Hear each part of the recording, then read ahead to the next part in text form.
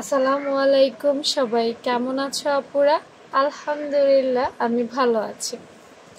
আজকে আমার আপুদেরকে দেখাবো যখন তোমরা চিকন আপুদের চিকনে টিকনে আপু আছো যারা স্বাস্থ্য কম ওইসব আপুরা কিভাবে বডি শেপ দিবা। বডি শেপ বোঝো তো না?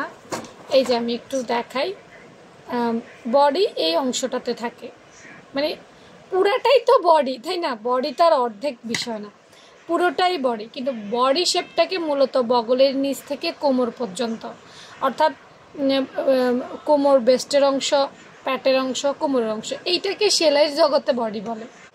মানে এটা হচ্ছে সেলাইয়ের ভাষাতে। আর নর্মালি আমাদের পা, মাথা থেকে পা পর্যন্ত পুরোটাই বডি, কিন্তু জামা কাপড়ের বডি হচ্ছে এই জায়গাটাতে। তুমি একটা জিনিস খেয়াল করো, গলা এটা যেভাবে ইচ্ছে সেভাবে মানে নর্মালি কাটা যাবে, কাঁধ নর্মালি কাটা যাবে, মোহরা কাটা যায়, এই অংশ এগুলোতে তেমন ভেজাল নেই। কিন্তু এই যে বডি শেপ এইটা যদি না মিলে তাহলে জামাটাই কিন্তু শেষ। প্রত্যেকটা মানুষ দেখবা এই অংশটা মিলাইতে চায়। এই অংশটা আমি ঠিক বলছি কিনা, আমার সাথে একমত কিনা জানাবা। তো এই অংশটা আসলে এক একজনের এক এক ভেদে দিতে হয়। সবাই যদি মনে করো তোমরা যে একভাবেই দিয়ে দেবো, সেই সব আপুদের উদ্দেশ্যে আমি একটা কথা বলি, তুমি এবং তোমার চেয়ে স্বাস্থ্য কম বা বেশি যারা, তারা যেমন একই রকম না, ঠিক জামাও যদি একই রকম বানাও সেটা পরতেও একই রকম লাগবে না। প্রত্যেকটা মানুষের বডি শেপ আলাদা, ওই বডি শেপের উপরে ডিপেন্ড করে তোমাকে জামা বানাইতে হবে, নাইলে জিন্দিগি তো পারফেক্ট জামা বানাইতে পারবা না। আমরা অনেক সময় কি করি, একই রুলস সব জায়গায় ফলো করি। না ভাই, সব জায়গায় একই রুলস ফলো করা যায় না, বিশ্বাস করো। একই জায়গায় সব রুলস ফলো করা যাবে না। এই যাবে না বলেই তোমরা প্রফেশনাল কাজ করতে পারো না। আসো দেখাই দেই এই বডি শেপটা কিভাবে দিবা।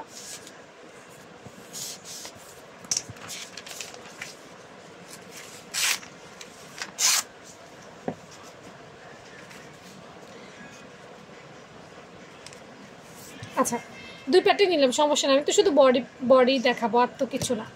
মনে করো একটা জামার গলা, এটা যেভাবে নেওয়া সেভাবেই নিবা, এগুলো নিয়ে তেমন কোনো আসলে প্যারা নেই। কাঁধ ওগুলা নিয়ে আমার কোনো প্যারা নেই, আমার এই অংশগুলো নিয়ে কোনো প্যারা নেই। আমার প্যারা হচ্ছে বডির অংশ নিয়ে। সাধারণত আমরা জানি আমাদের যে বেস্টের অংশ, এখানে থাকে বেস্ট, এটা বেস্টের মাপ, তাই না? এটা বডির মাপ, এটা একটু বেশি থাকে। আমরা শারীরিক গঠনের দিকে তাকাইলে আমগো কোমরটাও একটু বেশি থাকে, তাই না? আগা পাছা সমান, এটা এই ধরনের একটা কথা আছে।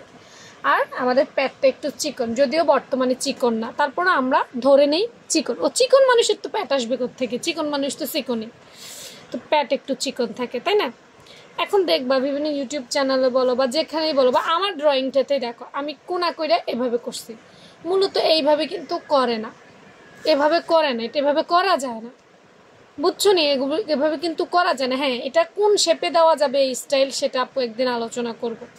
কিন্তু দেখো, যখনই একটা মানুষ চিকন হয় তখন ওকে রাউন্ড শেপে দিতে হবে, এইভাবে রাউন্ড শেপ। কখনোই চিকন করে দেওয়া যাবে না, এইভাবে রাউন্ড শেপ। এই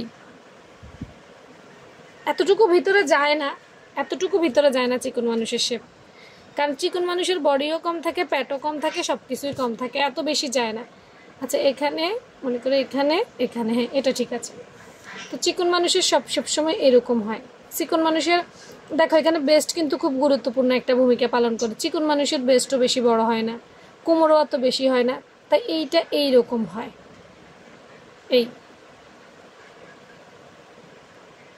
শেপটা চিকন মানুষের এরকম হয় এই বডির পাশে। বলবা যে আপু সবারই তো এরকম না, আমার ভিডিও দেখতে থাকো, দেখামু যে এক একজনের এক এক শেপ কেন চেঞ্জ করতে হয়। সবসময় শেপের স্কেল ব্যবহার করা যায় না, হাত দিয়েও করতে হয়। হাতের শেপ সবচাইতে বড় শেপ। আমি যে বলি নিজে নিজে ট্রাই করা, আমার স্টুডেন্টদেরকেও বলি, ওরা আমাকে বলে যে আপু একটু ইজি টেকনিক দেখাই দেন। আমি বলি যে না, কেন ইজি টেকনিক দেখাবো তোমাকে, তুমি নিজে শিখো, কারণ এক এক সময় এক এক শেপ দিতে হবে, তখন তুমি কি করবা বলো? তো এটা হচ্ছে চিকন মানুষ, চিকনা মানুষ, যাদের বেস্ট অত বড় না, কোমর বেশি চওড়াও না, তাদের শেপটা এইভাবে রাউন্ড করে দিতে হয়, ঠিক আছে? এই বডি শেপটা এইভাবে দিতে হয়। আমি নেক্সটগুলোও কিন্তু দিব। মোটা মানুষের তুমি কিভাবে দিবা, বা বেস্ট বড় হইলে কিভাবে দিবা, বেশ ছোট হইলে কিভাবে দিবা, কোমর বেশি হইলে কিভাবে শেপ দিবা, আবার পেট মোটা হইলে কিভাবে দিবা, অর্থাৎ প্রত্যেকটা জিনিসের শেপেই আমি একটা একটা করে দেখাবো। হ্যাঁ, তবে একদিন করে ফলো দিয়ে রাখলে হয়তো বা পাবা। এটা ছিল চিকনা মানুষের জন্য। হ্যাঁ, তো ভালো থেকো সবাই, আজকে এতটুকুই। আল্লাহ হাফেজ।